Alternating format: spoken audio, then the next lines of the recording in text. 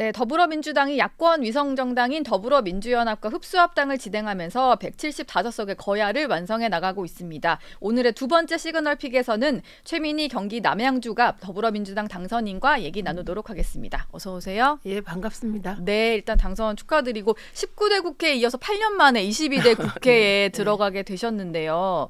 소감이 좀 남다르실 것 같기도 합니다. 어떠십니까? 저는 이제 제가 만약에 방통위원회 임명됐다면 예. 출마할 생각뿐만 아니라 법적으로 안 되잖아요. 네. 그래서 방통위원을 뭐 7개월 7일 동안 대통령께서 임명을 안 하시다 보니 네. 이제 야권 지지자들이 최민희를 불러낸 그런 상황이에요. 그러니까 이게 자발적이고 주체적인 출마가 아니어서 네. 소감 또한 저를 불러냈던 지지자들께서 함께 열심히 뛰어주셨거든요. 예. 그러니까 정말 감사드립니다. 방통위원이 되었다면은 국회의원이 되지 않았을 텐데 그렇죠. 그것 때문에 오히려 이제 국회에 입성하게 네. 되었다라는 네. 말씀이셨고요. 아직은 당선인 신분이신데 지금 벌어지는 현안도 이제 좀 주의 깊게 보고 계실 것 같아요. 영수회담을 가지고 지금 대통령실과 민주당이 논의를 하고 있는데요. 보니까 이번 주 안에 회담하는 건 좀 불가능해 보이고 물리적으로 실무 협의도 한 번 더 해야 된다고 하는 그 날짜도 못 잡았더라고요.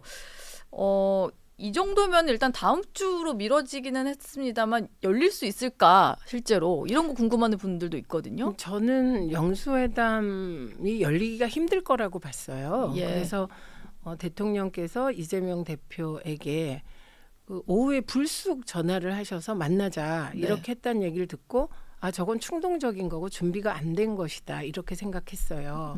그리고 저 영수회담은 이런 경우 영수회담을 진지하게 하려면 사실은 용산의 공식 라인들이 충분히 수기를 해서 예. 의제는 되게 여기까지는 우리가 받아들이자 이렇게 진지하게 하잖아요. 근데 그런 과정 없이 된 것 같았기 때문에 네. 저게 열릴 수 있을까? 일단 갤럽 조사에서 23%라는 낮은 수치가 나오다 보니 뭔가를 해야 했고 그에 대한 임시방편으로 그냥 불쑥 툭 던진 게 아닐까? 이런 생각을 하였습니다. 그리고 예. 총선 이후 대통령의 반응이 내 국정 기조는 옳아. 나는 열심히 했어. 근데 이게 국민께 전달이 잘 안 됐어. 네. 그래서 공직자들을 질책하는 뉘앙스, 그다음에 소위 홍보가 잘못됐다는 생각, 이런 생각이잖아요. 근데 국민들은 그게 아닌 것 같아요. 기본적으로 국정 전반을 쇄신하라. 예. 예를 들면 친일적이라고 의심받는 부분은 과감하게 그렇게 하지 마라. 일본에 대해서는 당당하라. 예를 들면 네. 이런 바람인데 친일적 기조를 그대로 유지할 것 같아요. 왜냐하면 정진석 실장을 임명하는 것으로 정진석 보아. 비서실장, 한일 의원 연맹에서도 활동하시고 뭐 이랬으니까 뭐 일본 통으로 좀 알려져 있기는 하지요. 긍정적으로 보면 일본 통이고 발언이나 이런 게 친일적인 분이라. 네. 그래서 국정 기조를 안 바꾸고 이런 상태에서 이재명 야당 대표를 만난다는 것은 네. 국정 기조를 안 바꾼다. 이거는 특검도 받을 생각이 없다. 네. 이런 것이기 때문에 예. 별 의미 없는 일이 되어가고 있다 이렇게 봅니다. 그렇지만 윤석열 대통령이 최근에 기자들 앞에 서서 질문 있냐고 하면서 질문을 좀 이제 갑자기 받거나 이런 모습을 보면 이제 대통령실에서 설명하기로는 좀 바뀌려는 모습이다 이렇게 설명도 하고 그리고 그 자리에서도 이재명 대표를 만나기로 했으니까 그냥 다 들어보려고 한다라고 했어요. 그러니까 대통령실에서 설명하는 것은 의제에 너무 제한을 두지 않고 모든 얘기를 다 들어보는 자리 이렇게 좀 규정을 한 것 같은데 이거에 대해서도 보시기에는 좀 진정성이 없어 보인다라고 보이시나요? 우리가 진정성이라는 말을 쓰는데 예. 그 진정성이란 실천 가능한 의제를 그걸 협의하고 합의할 수 있겠냐 이거잖아요. 핵심이. 예. 네. 지금 민주당에서 가장 먼저 아마 요구하는 건 최혜병 사건 특검일 겁니다. 네.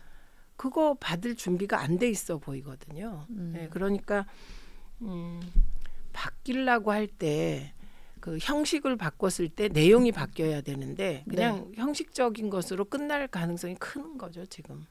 그리고 저는 왜 대통령이 저렇게 하시는지 정말 이해가 안 가는 게 용산엔 대변인이 없습니까? 왜 대변인이 할 일을 대통령께서 직접 하시는 저런 형식의 변화를 국민은 원하지 않는다. 네. 이렇게 봤습니다. 뭐 갑자기 하루 두 번 내려와서 직접 설명하고 기자들 질문 받고 이런 모습 말씀하시는 거죠? 그걸 왜 대통령이 그렇게 합니까? 예. 그 대통령이 나와서 직접 얘기하는 거, 국민을 향해서 하는 거잖아요. 네. 그럴 땐 그럼 국민께서 듣고 싶은 말을 해야지. 예를 들면 정진석 비서실장을 한다, 홍철호 정무수석을 한다. 이걸 대통령에게 직접 듣고 싶지 않아요.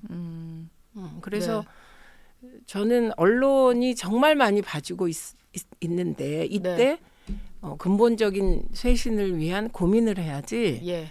이걸 어떻게 얼렁뚱땅 넘기시려고 하면 더 큰 위기가 온다. 이렇게. 네.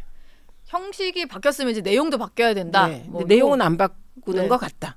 아직은 그냥 형식만 조금 바꾼 것 같다. 이런 말씀이셨습니다. 민주당 쪽을 저희 채널A 정치부에서 취재를 해봤더니 의제 관련해서 좀 강경 모드인 것 같아요. 할 말은 해야 된다라고 해서 좀 정한 의제가 중요한 게 3가지가 있는데 이게 뭐 아까 말씀하신 최상병 특검법 수용도 있지만 앞으로 대통령 거부권은 좀 자제해달라는 거랑 2년간 국정 운영에 대해서 대국민 사과를 해라 뭐 이런 3가지 정도로 저희가 확인을 했는데요. 사실 이렇게 제가 말만 해도 대통령이 절대 받지 않을 것 같은 좀 대국민 사과 이런 부분은 특히 좀 받기 어려운 부분을 좀 던지는 거 아닌가라는 생각은 들거든요. 그러니까 야당 입장에서 보면 지금 이 영수회담이라는 게 그냥 영수회담 이렇게 그냥 고정된 게 아니잖아요. 네. 이거는 대통령실의 반응이나 국민의 반응이나 언론의 반응이나 야당 내부의 여러 가지 반응들에 의해서 이 영수회담도 규정되어 가는 거잖아요. 예. 그런데 우선 첫 번째 이제 영수회담과 관련해서 봤을 때는 정진석 실장을 임명하는 순간 야당은 이 영수회담은 진정성이 없다고 생각할 거예요. 예. 왜냐하면 정진석 실장이 2023년 초에 대통령이 왜 피의자랑 범죄 혐의자랑 만나냐. 본인은 정작 1심에서 6개월 실형받은 분이. 네. 예, 그런 얘기들을 한 사람이라는 거죠. 예. 그러면 야당에서는 비서실장을 저렇게 임명하면서 우리에게 주는 메시지가 뭘까? 생각 안 할 수가 없는 것이잖아요. 네. 그런데다가 실무협상을 하기로 해놓고 일방적으로 취소했잖아요. 예. 용산에서. 네. 당일에 인선 때문에 뭐 이렇게 설명하긴 했었죠. 근데 그게 말이 됩니까? 이게 그냥 사인 간의 만남에서도 그러면 불쾌한 건데 네. 이건 야당 대표를 대통령이 만나자고 전화해놓고 예. 실무협상을 일방적으로 파기해버리고 네. 그리고 그러면 오늘은 안 되니까 언제 만나자 이것도 없잖아요. 그러니까 이게 이런 상황이 계속 가고 있기 때문에 네. 민주당 입장에서도 예를 들면 협치나 타협의 접점에서 영수회담을 하는 방법이 있을 테고 근본적인 쇄신 요구를 하는 방법이 있을 거 아닙니까? 근데 후자로 점점 가게 되는 거죠. 그러니까 이걸 보고 있자면 시시각각 변하는 거잖아요. 대통령이 전화를 3시 반에 그날 불쑥해서 만나자 했을 때 이게 무슨 일이지? 그래서 언론이 한마디로 시끄러웠죠. 네, 예. 시끄러웠죠. 네. 예상치 못한. 왜 2년이나 안 만나고 예. 그 악마화했던 대상에게 네. 총선에서 지고 지지율이 떨어지니까 전화한 거잖아요. 그러니까 뭐지? 이렇게 생각했는데 뭐지로 끝날 가능성이 생겼다. 불행한 일이죠. 예. 어쨌든 실무협의 한 번 더 한다고 하니까요. 네, 그게 좀 지켜봐야죠. 잘 조율이 돼서 그래도 대통령이 좀 만나려고 했고 이재명 대표도 적극적으로 응하려고 하니까 두 분이 좀 만나서 좀 풀리는 모습도 보고 싶긴 한데요. 국민들 입장에서는. 그러니까 그거 당연하고 네. 최수근 해병 이름을 얘기하는 게 좀 그렇고 네. 최해병이라고 불러달라고 예. 해병대 쪽 젊은 분들이 그러기 때문에 네. 최해병의 억울한 죽음 건은 정말 진상 규명해서 책임자는 책임지게 해야 되는 거 아닙니까? 네. 그래서 저건 딴 건 몰라도 적어도 윤석열 대통령께서 최수근 죄송합니다. 최해병 건만은 이건 특검을 받아서 철저하게 파헤치겠다. 이런 의지가 있어야 의미가 있을 것이다. 네. 알겠습니다. 영수회담 얘기도 그렇고 사실 영수회담이 진행되게 된다면 아마 총리 인선에 대해서도 두 분이 좀 얘기를 나누지 않을까라는 전망이 나왔는데 왜냐하면은 총리 인선에 대해서도 시간이 좀 걸릴 것 같다라고 하는 걸 보니까 대통령실도 일단 이재명 대표 만나서 좀 들어보겠다는 것 같았거든요. 근데 지금 그 민주당 내에서는 주호영 의원에 대한 좀 긍정적인 평가들이 많이 나오다 보니까 민주당이 주호영 의원 정도를 지명하면은 뭔가 인준을 해줄 수 있을 것 같다라는 전망들이 나오는데 최민희 당선인이 보시기에는 주호영 카드가 좀 괜찮은 걸로 보이시나요? 이거는 민주당이 얘기할 사안이 아닌 것 같고 예. 저는 이재명 대표께서 대통령을 만나서 인선 관련 얘기를 할 것 같지 않습니다. 그 의제에 넣을 것 같지 않습니다. 네. 인사는 대통령 고유 권한이고 예. 여론을 잘 청취해서 하면 될 것 같고 저는 김영삼 대통령이 이회창 감사원장을 총리에 임명했잖아요. 예. 그런 정도의 사람이 보수 쪽에 있을 것이다. 좋은 사람이. 네. 그럼 믿거든요. 왜냐하면 예. 대한민국이 보수의 나라인데 네. 그리고 북한의 존재로 인해서 보수적인 정치 지형일 수밖에 없고요. 인재가 보수에 몰릴 수밖에 없는 나라잖아요. 예. 이 나라에서 이회창 전 총리 정도 저는 그분이 되게 보수 쪽에서 보면 많은 걸 갖추고 괜찮은 분이었던 것 같거든요. 네. 그 정도 분이 왜 없을까요? 그렇게 잘 찾으시면 되지.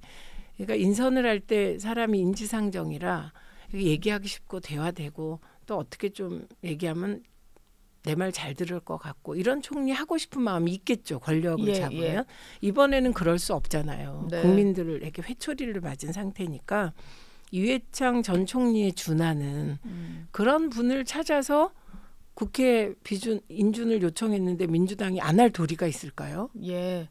그래서 그렇게 찾으셔야지 이거를 정치공학으로 뭐 박영선 전 장관이다, 뭐 양정철 뭐 전 비서관이다 이렇게 에드벌룬을 띄우는 이 방식 그건 정도가 아니잖아요. 지금은 다들 정도를 가야 할 때 같아요. 네. 그래서 주호영 의원은 괜찮을까요? 저는 네. 주호영 의원을 잘 몰라요. 네, 그런데 예. 그냥 분위기를 전해드리면 오히려 대구 쪽에 저희 원외 지역위원장들은 강하게 반대하는 분위기가 있더라고요. 아, 주호영 의원에 대해서요? 네, 그리고 도대체 그 기사가 왜 나왔는지 모르겠는데 네. 그러니까 이게 조심해야 될 게 기사를 쓰실 때 일부 몇몇 중진들 네. 이번에 민주당 공천 과정에서 중진이 굉장히 많이 탈락했습니다. 네. 민주당 여론을 주도하지 못한다는 거죠. 예. 그래서 그거는 사실이 아닐 가능성이 큽니다. 아, 일부 중진 이러면은 사실 그 정치권에서 기사를 쓸 때 뭔가 중심 축을 잡고 있는 사람의 의견이다 이렇게 좀 받아들여지는데 근데 안 그렇다는 거예요. 안 그렇군요. 이번에 공천 과정을 보시면 정말 민주당은 이제 당원 중심의 정당 네. 그리고 논리 중심의 정당 그렇게 바뀌어가고 있는 중이고 중진들이 오히려 정말 쇄신 대상으로 지목받아서 네. 공천에서도 경선에 의해서 많이 탈락되지 않았습니까? 네, 그래서 저는 그 기사 보고 누가 이런 얘기를 했지? 네. 의원들 한 번도 그런 얘기를 나눠본 적이 없는데 누굴까? 이렇게 생각했습니다. 근데 최근에 보면은 박찬대 의원이라든지 박지원 당선인이나 뭐 정성호 의원도 그렇고 주호영 의원에 대해서 좀 긍정적인 평가를 해서 그러다 보니까 이제 민주당이 주호영 의원을 조금 띄우는 건가 뭐 이런 생각도 하시는 분들이 있고 막 그랬거든요. 근데 이게 뭐 다수가 논의한 이런 분위기는 아닌가 봐요. 전혀 아닙니다. 예. 네. 알겠습니다. 민주당 내 상황을 좀 짚어볼게요. 워낙 또 거대 의석을 가져가게 되었는데 지금 벌써부터 차기 국회의장 선출하는 것을 두고 하마평이 막 오르내리고 있어요. 벌써 공식적으로 내가 나서겠다 하신 분들이 있는데 조정식 추미애 6선이 되시는 분들이고 그리고 정성호 의원 이렇게 있는데 보시기에 좀 누가 가장 유력할 것 같다고 보이세요? 우선은 민주당이 이렇게 국회의장을 하겠다는 분이 많다는 거는 민주당으로서는 긍정적인 것이죠. 예. 저는 한때 국민의힘 쪽이 되게 부러웠어요. 왜냐하면 거기 괜찮은 중진들이 많았거든요. 네. 지금은 그분들이 다 그만두셨는데 예. 19대 국회 때 네, 진짜 괜찮은 분이 많았고 네. 그때 김영호 의장 같은 분도 예. 정말 괜찮았고 정의화 의장도 그러니까 여야를 떠나서 저 정도면 보수로서 괜찮다는 느낌이 드는 분들이 많이 있었어요. 근데 네. 지금은 거꾸로 예를 들면 정성호, 우원식, 조정식 의원 그리고 추미애 의원은 결이 좀 다르죠. 완전히 개혁적인 분이니까 예. 뭐 보수가 추미애 의원을 지지하지는 않겠지만 네. 많은 야권 지지자가 보기에는 저 정도 분이 의장을 했으면 좋겠다고 생각하고 계셔요. 네. 그리고 정성호 의원, 우원식 의원, 조정식 의원은 사실 거꾸로 제가 19대 때 봤을 때 저 정도 차분한 분들이 민주당에 계시구나. 예. 그런 거꾸로 상황인 것 같아서 일단 긍정적인 것이고요. 그다음에 지금은 당원들, 그다음에 열성 지지자들은 추미애 의원을 의장으로 강하게 밀고 있습니다. 예. 저도 메시지 많이 받았어요. 그리고 뽑으셔야 된다. 표가 있으니까 연락을 네, 받으시는군요. 그러니까 그냥 제 전화번호를 어떻게 알았는지. 네. 예, 그런데 정성호 의원 뽑아달라, 조정식 의원 뽑아달라, 뭐 우원식 의원 뽑아달라는 메시지는 한 번도 못 받았고, 그러니까 저희 지역 당원들이 그러시는 거죠. 추미애 의장 뽑아달라. 의장해서 이렇게. 확실하게 개혁하자. 예. 그러니까 추미애 의원 개인보다는 그분이 할 것 같은 확실한 개혁의 선봉장. 네. 네, 이것이 국회의장의 이번 역할이라고 생각하는 분들이겠죠. 예. 그리고 일부 의원들은 국회의장은 중립적인 지대에서 좀 타협도 하고 예를 들면 개헌을 추진하게 된다. 이 개헌은 여야 다 하겠다는 거잖아요. 네. 그랬을 때 여야 협치를 이끌어낼 수 있는 사람이어야 되지 않아? 이렇게 생각하는 의원들은 그런 의견을 저에게 주십니다. 그래서 저는 정했어요. 공약 보고 하겠다고. 공약 보고 네. 아직은 미정이신 거네요. 공약을 네. 다들 발표 안 하셨으니까. 네. 공약 발표하면 그것 보고 이번엔 질의응답을 가졌으면 좋겠다. 네. 과정을. 예. 그래서 그거 보고 결정하겠다. 이렇게 얘기하면 이제 저에게 메시지 보낸 분들이 네. 섭섭해 하시겠지만 또 받으실 것 같은데요, 메시지? 받아도 예. 저는 뭐 그거 호불호나 뭐 이 지근거리를 따지면 뭐 가까운 분도 있고 아닌 분도 있을 거 아니에요. 그런데 그걸로 하면 안 되잖아요. 공약을 보고 뽑는 게 예, 뭐 공약과 맞죠? 모든 선거는. 네. 그렇죠. 그래서 저는 공약과 그 대화를 해보고 일단 저는 김진표 의장 같지는 않았으면 좋겠다. 김진표 의장이 사실 국민의힘에서는 평가를 하는 게 의회주의자다. 이런 평가를 받는데 반면 그게 민주당 입장에서는 너무 기계적 중립을 지키려 했다. 아니요. 이런 국힘 건가요? 편이었어요. 제가 보기엔. 예를 들면. 오히려 중립도 아니고 국민의힘 편이었어요? 네. 저희가 보기엔. 예. 그리고 대통령 편을 더 많이 드셨습니다. 네. 그건 아마도 이재명 대표와의 경쟁관계 등이 작용한 것으로 보여요. 이해찬 대표와 김진표 의장이 대표 겨룰 때 이재명 대표 출당을 요구했던 분이세요. 네. 그래서 저는 오히려 이재명 대표 체제에 대해서는 부정적인 인식이 많은 것으로 저는 판단했습니다. 그러니까 당연히 국민의힘 쪽이나 지지자들은 좋아하실 수 있으나 중립적이지 않으셨어요. 네. 예를 들면 대통령이 거부권을 남발하실 때 예. 그 거부권을 남발하는 대통령을 비판하는 게 아니라 네. 대통령이 거부할 게 뻔한데 왜 민주당이 통과시키냐 이렇게 얘기했던 분이 그게 뭐가 중립입니까? 예를 들면 간호사법이나 왜곡되어서 잘못 전달된 게 많은 노란봉투법은 네. 사실은 필요한 법이거든요. 예. 근로자의 권리, 노동자들의 투쟁의 권리는 네. 이미 19세기에 쟁취된 건데 우리 사회에서는 그걸 제한하기 위해서 경제적인 압박을 가하기 때문에 네. 예를 들면 그 노동조합이나 파업 결사의 자유의 범위를 넓히자는 건데 이것도 안 되는 건 저는 되게 깜짝 놀랐습니다. 김진표 의장 같지는 않았으면 좋겠다. 네. 이게 좀 명확한 말씀이셨던 네. 것 같습니다. 지금 상임위원장도 전석을 민주당이 가져와야 된다. 이게 뭐 국회의장 후보군 분들도 말을 하시는 부분인데 저는 이게 궁금한데요. 법사위원장 뭐 또 좀 궁금하긴 한데 과방위원장 후보로 최민희 당선인이 좀 거론이 되시는 것 같아서 제가 그 말을 하시기에 예. 이렇게 질의서에 있기에 네. 기사를 찾아보니까 지읒신문에서 그렇게 써서 그 네. 이후에 그런데 예. 내부에서 지읒신문 저희 옆집 신문 말씀하시는 네, 거죠? 썼더라고요. 네. 거기에. 예. 근데 논의된 바가 없어서. 근데 그래서 상임위 활동은 당연히 저는 과방위 할 과방위를 겁니다. 하시는 왜냐하면 거죠.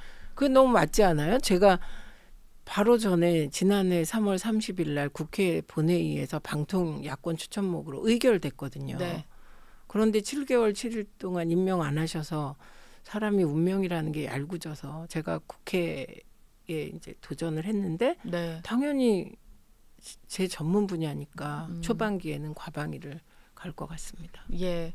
위원장은 아직까지는 뭔가 전혀 거론되는 논의되는 상황은 아니다. 그러니까 거론된 게 예. 그리고 그 미디어 전문지에서 저를 간사로 거론했더라고요. 네. 그런데 그걸 넘어 위원장 뭐 이렇게 예. 얘기해서 그건 논의된 바가 없습니다. 지읒신문이 왠지 위원장으로 좀 추천하는 근데 되셨으면 해서 그랬나? 제가 읽었어요. 예. 네.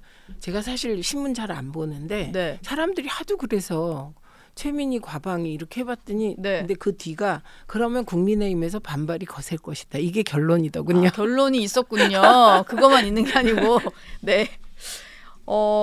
그리고요. 이 부분도 좀 궁금한데 조국혁신당이 그 민주당의 교섭단체 기준 완화에 대해서 원래 이제 총선 전에는 좀 기준을 낮출 것처럼 하다가 그 이후에는 뭔가 좀 입장이 바뀐 것 같아가지고 여기에 대해서 약간의 서운함을 좀 표현한 것 같아요. 좀 입장이 바뀌셨더라 뭐 이런 식으로 좀 말을 하셨던데. 총선 전에 민주당이 당론적 차원에서 교섭단체 기준을 완화한다는 얘기를 한 적이 없어요.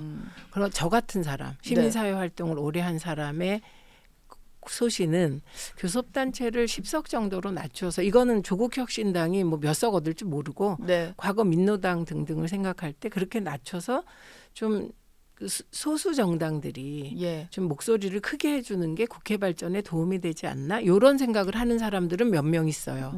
그런데 당 차원에서 논의된 바가 없기 때문에 뭐 저에 대한 섭섭함일까요? 이걸 왜 의제화하지 않나 이런 것일까요? 그럴 수도 있지 않을까요? 뭐 조국 저는 대표랑도 얘기했다가 워낙 가까우시지 않으세요? 네, 잘합니다. 그리고 촛불 집회 때 제가 어쩌다가 그때 이제 촛불을 누나 뭐 이렇게 돼가지고 뭐 잘 알고 또 과거에 시민사회 활동할 때 참여연대에서 활동하셨고 저는 민원연에서 잘 아는데 그런 걸까요? 그래서 제가 한 번은 의제화를 했어요. 그런데 뭐 아무도 관심이 없어가지고 언론도 관심이 없고요. 한 2주 전인가 제가 공개적으로 얘기한 적이 있습니다. 그것도 고려해 볼 만하지 않냐. 그런데 반향이 전혀 없었어요. 그러다 보니까 조국 대표 같은 경우는 그냥 민주당 의 어떤 이제 손을 빌리지 않고 그냥 자체적으로 교섭단체 만드는 방안 지금 왜냐면은 그 더불어민주연합 출신들도 좀 일부 있을 수 있고 여러 가지 이제 범야권에도 조국혁신당으로 갈 만한 분들이 있으니까 뭐 그렇게 힘을 모으지 않을까 싶은데 그러다 보니 좀 친문계 인사들 중에 일부가 그냥 독자적인 행동으로 조국혁신당에 합류할 수도 있지 않냐라는 뭐 전망도 있던데요. 가능한 일일까요? 제로입니까? 가능성 제로입니다. 왜냐하면 그거 지역구에 대한 배반이에요. 지역구 주민들에 대한 A라는 지역구에 친문 성향의 의원이 공천을 받았어요. 그래서 주민들에 의해서 선택되었는데 갑자기 조국과의 친분 때문에 조국 대표와의 친분이나 다른 이유로 나는 그 정당으로 가겠습니다. 그러면 그건 지역 주민들에 대한 도리가 아니라 그렇게 하긴 굉장히 어렵습니다. 그리고 제가 이번에 저희 지역구에서 조응천 의원이 민주당으로 재선까지 했는데 갑자기 이재명 대표 막 비난하고 그만두라고 하다가 탈당해서 이준석 개혁신당으로 나가셨죠. 그런데 본인은 당선될 거라고 했다는데 그거 뭐 15%도 못 받았습니다. 그러니까 그 민심은 당 바꾸고 이런 거 안 좋아하십니다. 내가 그 당 소속 이 후보를 찍었는데 갑자기 그냥 바꿔버리는 거에 대해서는 조금 정도가 아니에요. 그래서 이번에 저희 갑 지역에는 2개의 심판론이 있었습니다. 정권 심판론이 아주 컸고 그다음에 자기가 2번이나 뽑아줬는데 내 이 마음을 이렇게 말하자면 무시하고 그것도 이준석 밑에 가려고 내 표를 이렇게 만들었냐. 그래서 그 심판론 2개가 있었습니다. 2개의 심판론 얘기까지 들었습니다. 오늘 최민희 당선인과는 여기서 인사 나누겠습니다. 고맙습니다. 고맙습니다.